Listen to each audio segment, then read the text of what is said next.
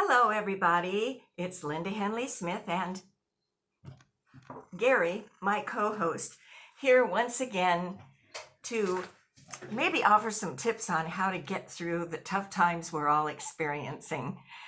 In my life mapping sessions that are now, of course, virtual, I'm hearing from a lot of people who are saying, I just don't know where to even find any peace. I don't know where to find any serenity. There are too many roadblocks. And they get so hyped up and so excited. And when we talk about when is the last time that they did something for themselves to make themselves calm down, the answer is no time for that. Too busy worrying. Well, here I am to say, I took this off an airplane. Won't they be surprised when they find out it's gone? No, I didn't really take it off. But what does the attendant say when we're in the air, as if any of us have gotten to go anywhere in a long time? If there is turbulence or trouble, if you're traveling with somebody who needs help, what do you do first? Well, Gary, quit moving the camera. He has to be the star.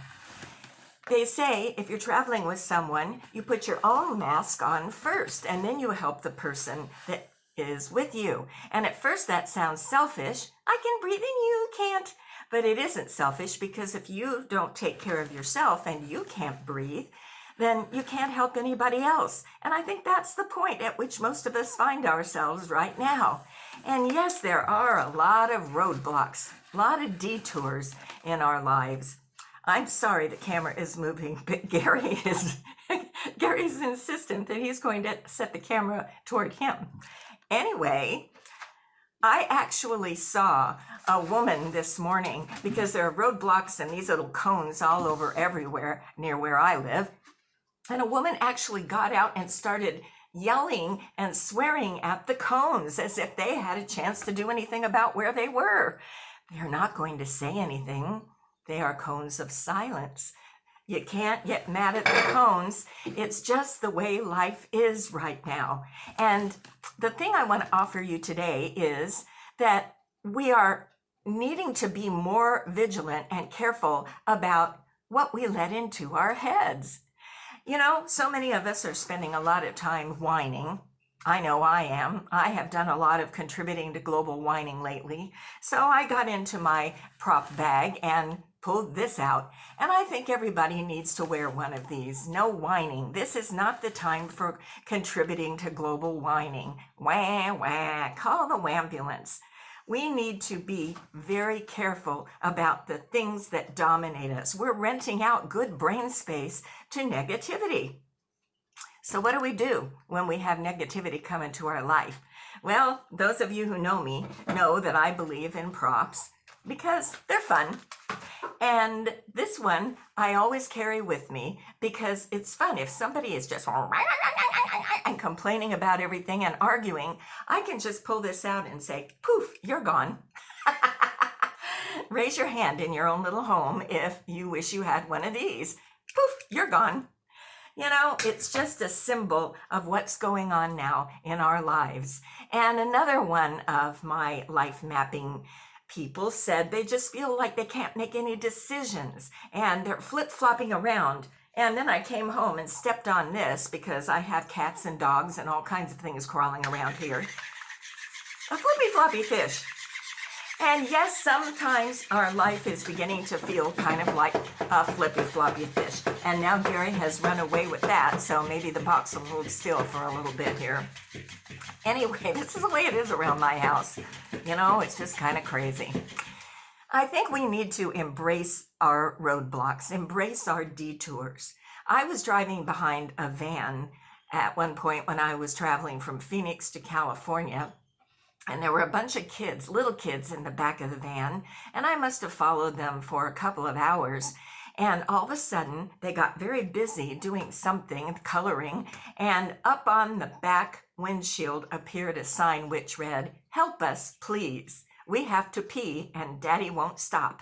That made me laugh because sometimes we don't stop when we need to. And if we don't put our own masks on and we don't take deep breaths every now and then and give ourselves a chance to calm down. We're not going to be good to ourselves or anybody else. It's just common sense. So I dug out one of my books, Slightly Irregular Underwear. And the reason that it has a subtitle, Sometimes Imperfections Can Be Perfect, is because so many of us strive for perfection.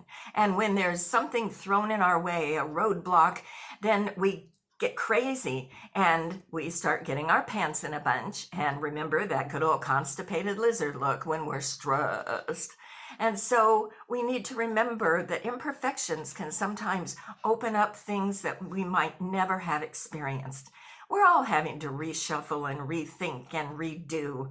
And everybody's a little bit confused. Everybody's flip-flopping around. But it is possible to get your sense of humor engaged. Find things that are funny. They don't have to be hysterical. But when next time you're out driving around, look for signs. There's one sign that I absolutely love. It was by a church, and it read, and this was before COVID, when they were still having services, but it read this: come in, or what is hell? That was it, the name of the sermon. What is hell really like? And underneath that, it read, come in and hear our choir sing. And I thought, well, having been member of choirs, I don't think I appreciate that very much. And there was another one that used to be on the way from Phoenix up to Prescott, Arizona. And it was a casino sign, but it was before they had all the bright lights and the neon. And somebody had written something up there with those letters, but they had not spaced them very well. And so it read, tonight only, Jenny Johnson, Craps in Lounge. Because they were trying to say that there was a singer named Jenny Johnson and there was a gambling game, craps, but perhaps they could have worded it a little bit differently. Because when I saw tonight only Jenny Johnson, Craps in Lounge, I thought, why would she do that? But it made me laugh, and every now and then I think about that just to kind of lighten myself up a bit. Serenity is possible. Joy is possible. Laughter is possible. But we need to make room for it in our life. So I made this sign. Can you see that? Now, how do you read that? Some will read it, Serenity is nowhere. Serenity is nowhere. But if we cool ourselves down, put our own masks on, get rid of some of the trolls, we can read it, Serenity is now here. And it's possible. Believe me, we got to do something to get through these tough times. So I encourage you to get out your smile. I still have my logo smile on sticks, and I love to ride in the car with these. And one of these days, when I smile at someone, I'll probably get shot, but at least I'll go with a smile on my face. Anyway, Gary is now busily there he is. He's chewing the fish, the floppy fish. So I will say goodbye for both of us.